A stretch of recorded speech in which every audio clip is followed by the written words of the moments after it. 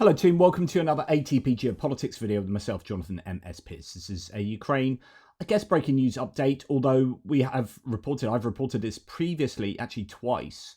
This happened yesterday, but there's more to this, I think, than meets the eye, potentially, or maybe not, because actually it's all coming out at the moment. There are lots of complaints about this from some people on both sides of the aisle. What am I talking about? Well, Representative Mike Turner, a Republican from Ohio, and the former, I say former now because he's been released of his duties, the former chair of the House Intelligence Committee, has been not only ousted as the chair, but kicked out of the Intelligence Committee as a whole by Mike Johnson.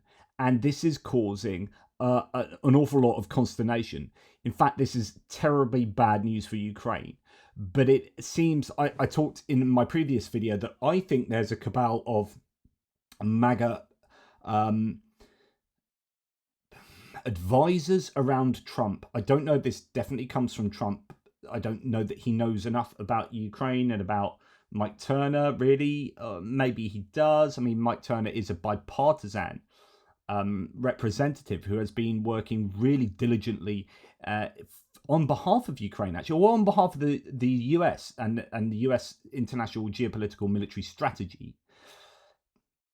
And as such is good for Ukraine because that's how it should be for the US. But there's a cabal of people around Trump who are much more isolationist, much more Project 2025, and much more by extension, pro-Russia or anti-Ukraine. We can see this in the rhetoric of people like Donald Trump Jr., and that stretches to Tucker Carlson, people like that adjacent, but actually also in, I think, some of the advisors and what's called the Freedom Caucus. So the Freedom Caucus is a particularly MAGA set of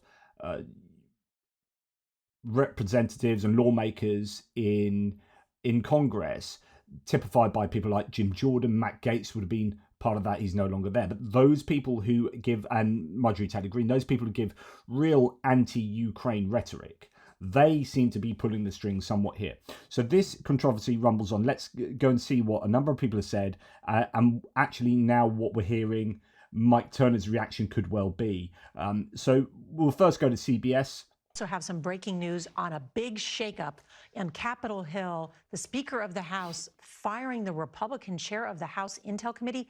Why? What does this mean? Exactly. It is extraordinary as well. Mike Turner is known for being bipartisan as chair in his oversight of the intelligence community. I spoke with him. He told me this afternoon, Speaker Johnson called him into his office and said, "You're fired. There are concerns from Mar-a-Lago." In other words, Donald Trump, the president-elect, told Mike Johnson to fire the man overseeing the intelligence community who has access to some of the nation's greatest secrets. Now, there was no explanation as to why, but big picture here, Nora, this is not how government's supposed to work. Congress is supposed to be independent. Jim Himes, his Democratic counterpart on intelligence, said this sends a chill up his spine, and he thinks Turner was fired because he didn't bend the knee. Lots to come on that. Great reporting, Margaret Brennan. Thank you.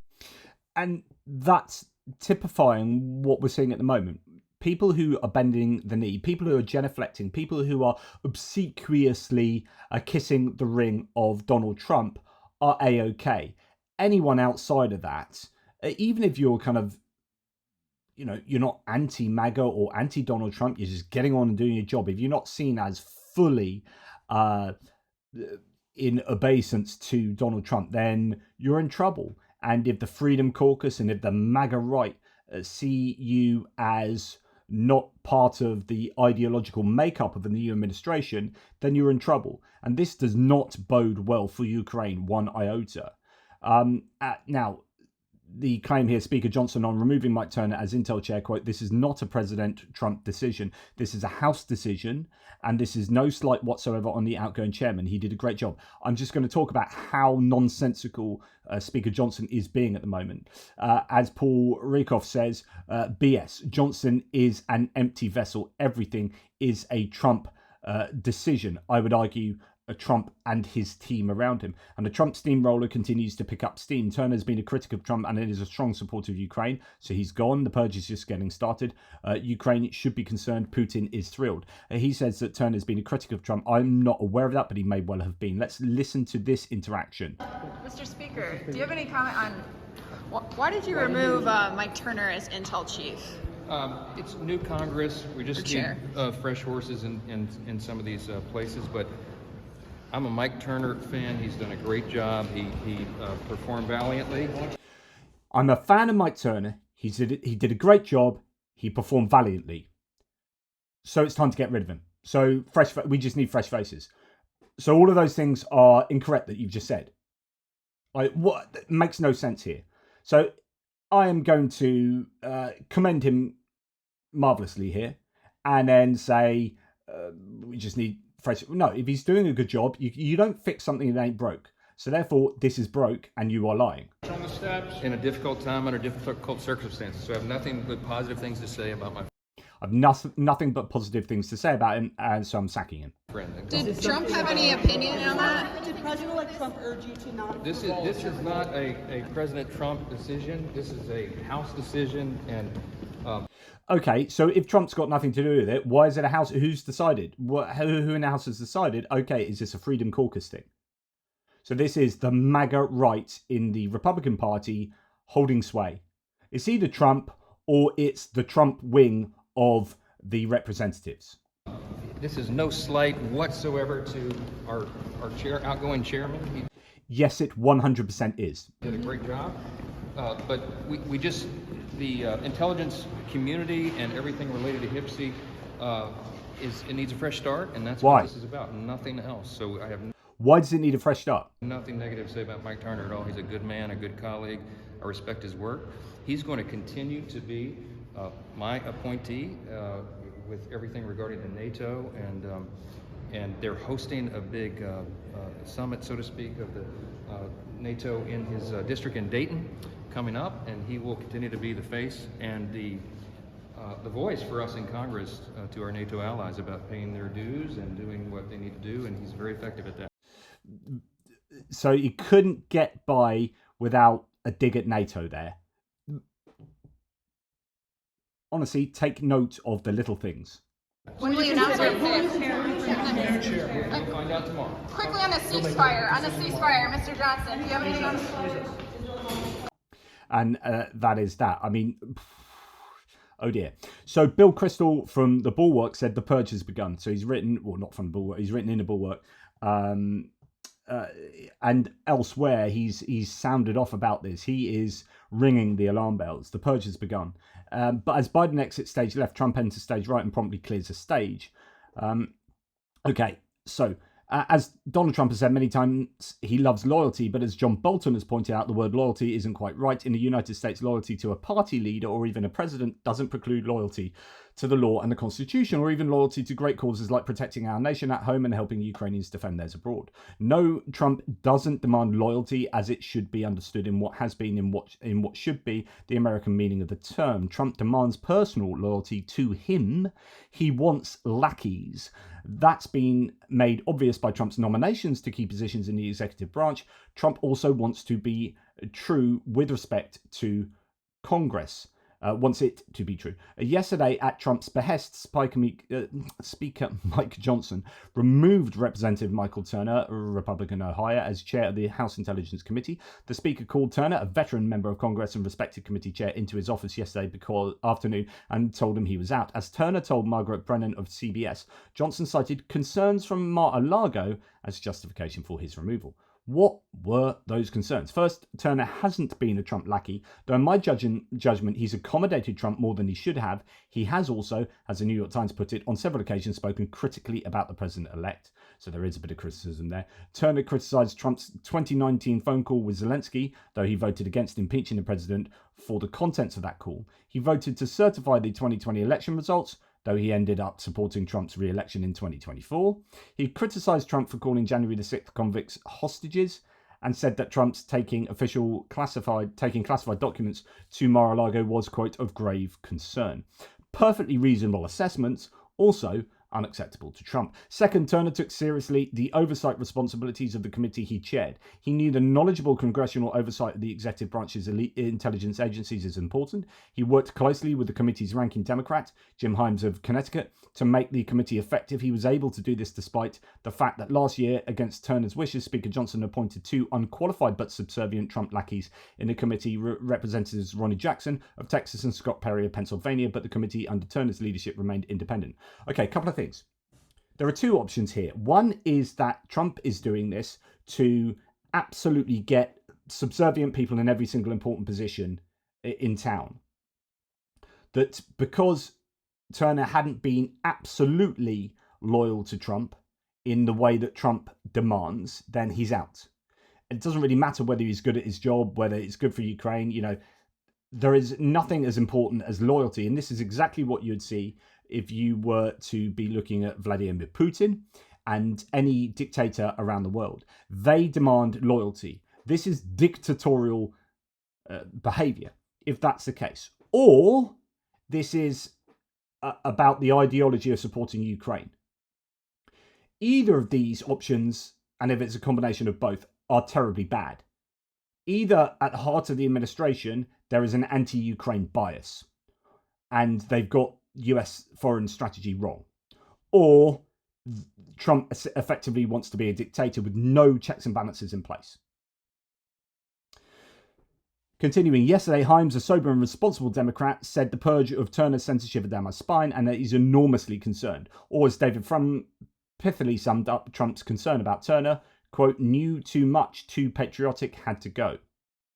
The need for a competent and independent oversight committee during Trump's second term may be obvious, but also it's unacceptable to Trump. So I need to rewind a little bit as well, because those 2, Ronnie Jackson and Perry, were 2 incredibly bad appointees to the Intelligence Committee. So if you're talking about subservience, yes, they have that. They've got that loyalty, but also they are deeply anti-Ukraine and problematic for the positions. They are not worthy of a role in the Intelligence Committee.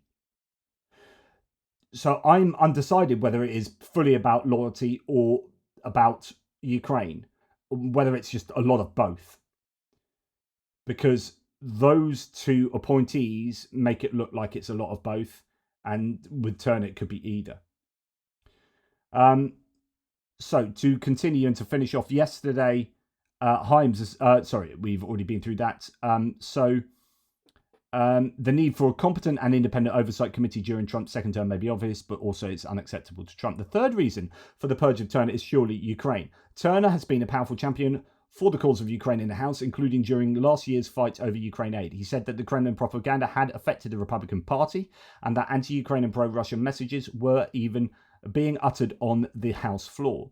The sudden removal of Turner suggests Trump may well be planning to move quickly after assuming office to impose a bad deal for Ukraine or simply to sell out Ukraine. Having someone like Turner in charge of important committee, someone who might be able to discover secret talks that have been held, unannounced concessions that have been made, secret deals that have been struck with Vladimir Putin, someone who would object to them, unacceptable to Trump. What is to be done? Nothing in the House, I suppose, but the Senate has confirmation hearings coming up for 2 Trump nominees for key positions in the intelligence community. Tulsi Gabbard as Director of National Intelligence and Kash Patel as Director of the FBI. The purge of Turner and the gutting of congressional oversight makes it even more important to deny Trump mere lackeys in key positions of great sensitivity and power. What's unacceptable to Trump should be more than acceptable. It should be desirable to at least 4 conscientious Republican senators.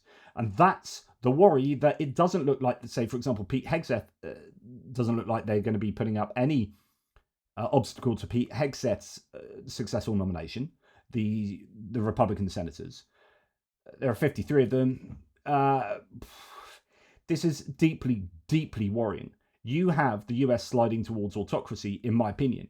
Like, all the indicators are that Trump wants absolute 100% loyalty. You've got Republicans saying on record, in interview, if Trump says how jump, we say how high. If he says, what was it, pat our heads and rub our bellies, we do it. There's no free thought here. There's no conscience of these politicians. The only thing that matters is they do exactly what Trump says. That is dictatorship. Like, I don't understand how people who are big fans of Trump can't see this. Or they want this because they like Trump so much. He's a dictator that they would like. Democracy and the Constitution don't mean shit, right? It means they mean nothing to the cultist who wants this man to lead the country into doing X, Y, and Z. Ukraine will suffer. The world will suffer. Democracy will suffer. The American people will suffer. This is a backslide. This is the start of the backsliding. Now, listen to what Fox News has to say. It's very small on the screen, but the audio should be fine. Arkansas Republican Rick Crawford, the new chairman of the House Intelligence Committee, charged with overseeing the nation's spy programs. House Speaker Mike Johnson ignited a firestorm, unceremoniously stripping the intelligence gavel from Mike Turner. What was the problem with Mike Turner? There's no problem with Mike Turner. Why relieve him then? There's a lot of concern. Doesn't have anything to do with anybody inside the building here, but we need a reset. Democrats believe there's concern. It doesn't have anything to do with anyone inside the building here. Well, what? It does have nothing to do with the House, or it's got nothing to do, like, the building, I presume there is the Congress, is the House of Representatives, he's making no sense. It's nothing to do with Mar-a-Lago. It's nothing to do with anything in this house. We just need a reset. Why do you need a reset? Why do you need a reset if he's doing everything as well as you say he's doing it? Believe President-elect Trump orchestrated the ouster. The message just went out that if you check this president, you're fired. House Minority Leader Hakeem Jeffries defended the Republican chairman, calling Turner's removal, quote, shameful. But Johnson contends the Freedom Caucus or the next president weren't involved. This is a unilateral decision by the Speaker. This is not. So now he's saying, it's just me. It's a unilateral decision. That means, unit is me alone. So I've decided it. Why? I think he's amazing. Why? Reset. Why do you need to reset if everything you've said about him is true? If you're not lying, then why do you need a reset? Not President Trump's opinion or decision or any caucus or any colleague. Turner allies fume privately. One telling Fox that Johnson treated Turner so badly that he's, quote, never going to vote for another blanking thing around here again. And that's what I was talking about earlier today. Right, so I said you've got a absolutely razor-thin majority for the Republicans in the House of Representatives. So just to remind those international viewers, you've got a trifecta, you've got the president, you've got the Senate with 100 senators. The Republicans have a 53-47, broadly speaking, because there are a number of independents who caucus with the Democrats. But basically 53-47, so they got a little bit of leeway there.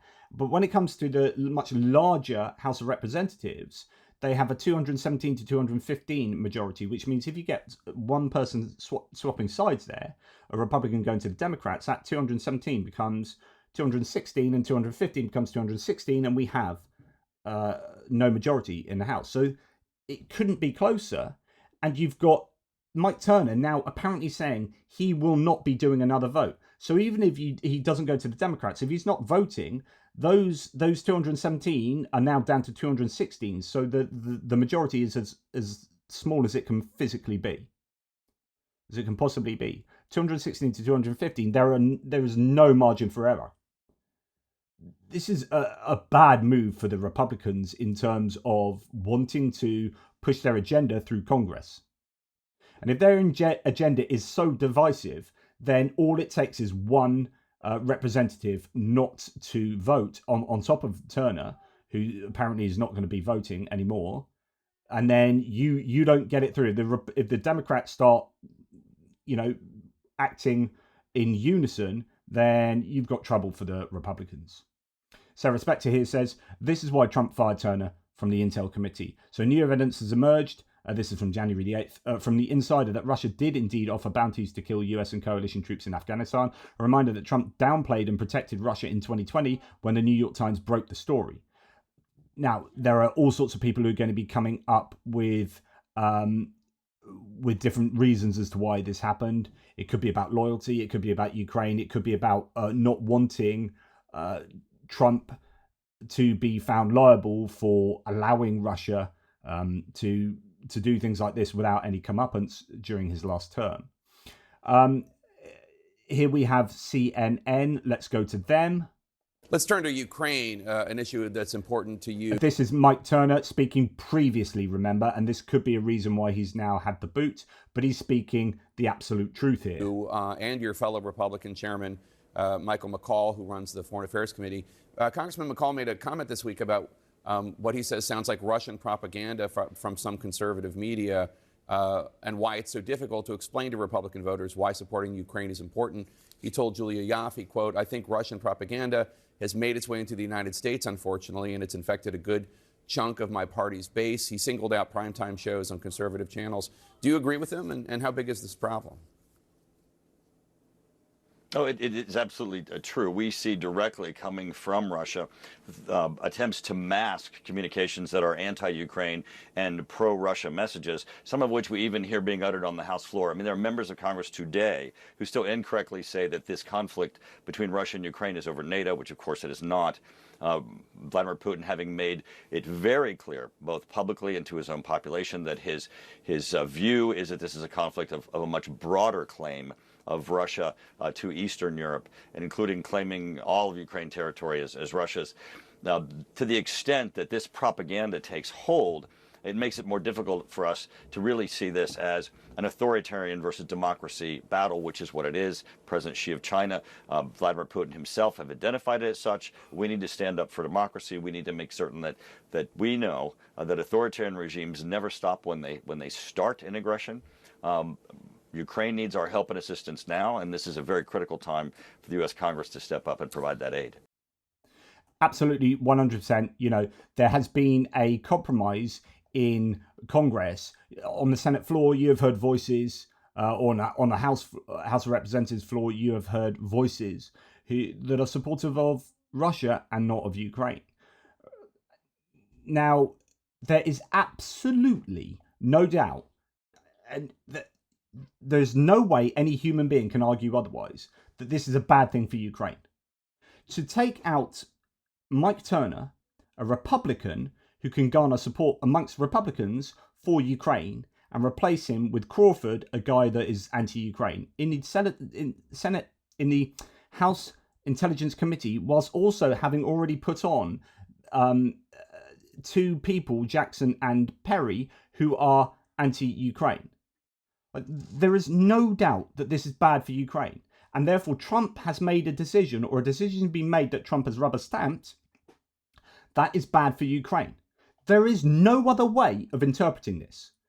So if you are a Republican who supports Ukraine, you have seen your administration make a decision that is empirically going to be bad for Ukraine. How do you understand this in any other way? I just don't know. Manu Raju here on CNN talking about this. Mike Turner knew more about, the national security. This is Jim Himes, a Democrat that we saw just referenced a little earlier. The United States than any 20 members of Congress wander in these halls, so we lost a huge amount of experience there. But I also think, this place used to be considered a check and a balance on the power of the president. That's why we exist. The message just went out that if you check this president, you're fired. Does Rick stand up? Does he issue a subpoena? What happened yesterday doesn't bode well for the job tenure of somebody who may do something that President Trump doesn't want them to do. Now, Mike Johnson has described this move as an effort to bring in fresh faces in Congress. He has denied the contention that has actually been pushed by Mike Turner himself, that this was the result of concerns from Mar-a-Lago, concerns from Donald Trump. The speaker has said that Trump had absolutely no involvement in this decision. And Wolf, I'm told from a source familiar with his thinking that the speaker was eager to bring in his own Intelligence Committee chairman, like Kevin McCarthy, his predecessor, did in bringing in Mike Turner to run this very powerful committee that deals with sensitive intelligence, that deals with oversight of the intelligence community. And that was what drove the speaker's ultimate decision here. But Wolf, serious concerns by... That kind of role is, as Jim Himes says, a check and balance to the president, to America. I mean, you are overseeing the intelligence communities. So if you're going to pull someone like Mike Turner out, replace him with Crawford, bring in Kash Patel to run the FBI, who's got an enemies list that's going to be used to purge government of critics, purge the whole political kind of landscape of critics of Trump. You've got Pam Bondi as the Attorney General that's going to do exactly that as well. You have a recipe for an absolute move towards autocracy. I contest any view that doesn't see it that way. Like, you're living in a dream world if you think this is not happening before our very eyes. By members on both sides, especially Turner's GOP allies, who want answers from the Speaker about why he made this move, Wolf. All right. Absolutely. And one more. By this. Jamie Raskin. Well, none of the autocrats want him. The autocrats in Mar-a-Lago don't want him. The autocrats in Moscow don't want him. Boom. So we're talking about autocracy. Jamie Raskin here is saying the autocrats in the White House and the autocrats in the Kremlin want Turner out.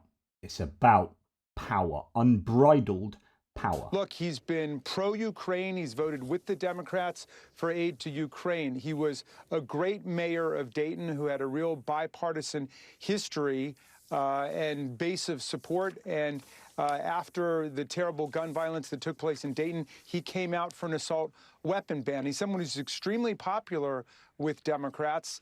And who knows what's going to happen at this point. But that's a terrible affront.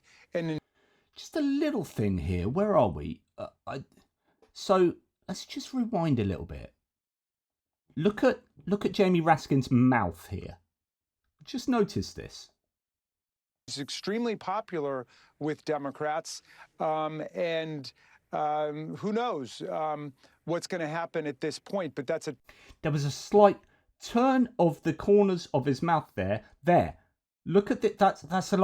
That's a wry knowing. I'm probably over-analysing here, as I often do. I talked about there being several options here. That one, he doesn't vote. He stays in position, doesn't vote at all. And we know that he's not voting at all at the moment. But it doesn't preclude him jumping ship and joining the Democrats. If he's got a history of bipartisan work, then we could be looking at 217 to 215, becoming 216, 216. And I wonder whether Jamie Raskin knows this, or they are at least in talks with him. And who knows what's going to happen at this point. But that's a terrible affront and indignity to a guy who had at least one more term as chair of the Intelligence Committee. And to have the Republican Party just turn their backs on him like that and disown him is a major rupture in the political fabric of the House of Representatives. It'll be very interesting to see what happens now, because he has a lot of friends on the Democratic side of the aisle. Are you struck by this? He has a lot of friends on the Democratic side of the aisle. You can bet, I mean, if I was Hakeem Jeffries, I would be buttering him up big time. What a coup that would be at the very beginning of Trump's administration. Maybe even before he's inaugurated. They lose the majority in the House of Representatives. Poof. And this is what I said in my previous video. Like, there is ideology going on in the MAGA camp, but they don't really understand that they have to govern. And to govern, you need bipartisan work. You've got an awful lot of Democrats still in Congress. If you can't work across the aisle, if you can't sort things out together, then you're going to have to rely solely on steamrolling your bills and policies through Congress by getting a majority consistently. And that will require all of your Republicans voting the way you want. And that is a tall order. That majority is wafer thin. Ben Hodges says, General Ben Hodges, a loss to the US intelligence community and a crack in our security with the removal of Turner from the House Intel Committee. The Speaker's dutiful obedience to Mar-a-Lago does not bode well for constitutionally mandated oversight of the government by the Congress. 100%. Adam Kinzinger, former Republican lawmaker, has now eschewed the GOP. Regardless of your politics, Mike Turner was among the best Intel Committee chairmen. The fact that he was fired from Mar-a-Lago proves one thing. There is no oversight, just a rubber stamp Congress. And this is being met with an awful lot of distaste here, with those who are interested in serious governance, in foreign policy, in grown-ups in a room doing what needs to be done, which is working across the aisle to get things for the benefit of the US achieved. Bill Kristol, if you're going to sell out Ukraine to Putin, makes sense to get rid of Turner out of the way first, get Turner out of the way first. Again, as I say, there is no other way to interpret this other than it is beneficial for Russia that Turner has been removed. It is not beneficial for Ukraine that Turner has been removed. There is no other way of understanding that. So yeah, lots of people, again, Bill Kristol, one person who will clearly be pleased Mike Turner has been dumped as House Intelligence Chair, Vladimir Putin. Absolutely incredible. Jim Hines, Mike Turner is dedicated to national security and thoughtful oversight of the Intelligence Committee. His removal makes our nation less secure and is a terrible portent for what's to come. The Constitution demands Congress function as a check on the executive branch, not to cater to its demands. An absolute shocker. I think this is bad. And Gary Kasparov will leave you with what he says. Trump's replacement of Russia hawk Turner, no charade of calling it Johnson's deed. Crawford has voted against some Ukraine funding, but has supported lethal aid. So Crawford has been said to be anti-Ukraine, but actually previously has supported Ukraine. Supporting Ukraine is broadly popular, but Musk and his gang consistently attack it. We'll see what populist means. I've heard from other sources that Crawford is generally not a huge supporter of Ukraine, or is certainly going to be someone who is more pliable to the demands of the Freedom Caucus and to Trump. Mike Turner, the final words: I'm very proud to have served as House Intelligence Committee and its chairman. There are great members of the committee, and I'm honoured to have served with them. Under my leadership, we restored the integrity of the committee and returned its mission to its core focus of national security. The threat from our adversaries is real and requires serious deliberations. As a senior member of the House Armed Services Committee, I have been and will continue to be a strong advocate for our military and our national defence. My work to expand the missions and capabilities of Wright-Patterson Air Force Base continues. Furthermore, I look forward to welcoming the NATO Parliamentary Assembly to Dayton in the coming months, as we heard from Mike Johnson earlier. Not very critical, as Republicans Against Trump says, even after Trump had you removed, you're still too scared to criticize him. Embarrassing. I don't know. I think he's biding his time. He's clearly, well, if we are to believe those anonymous sources, his friends in Congress, he's supposedly very angry, and there could be some interesting movement in the next few days. At the very least, this is going to make that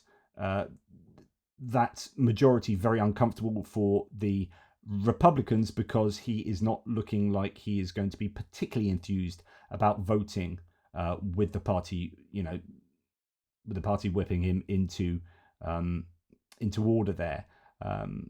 We shall see. Anyway, let me know what you think. Take care and speak to you soon. Tool Pips.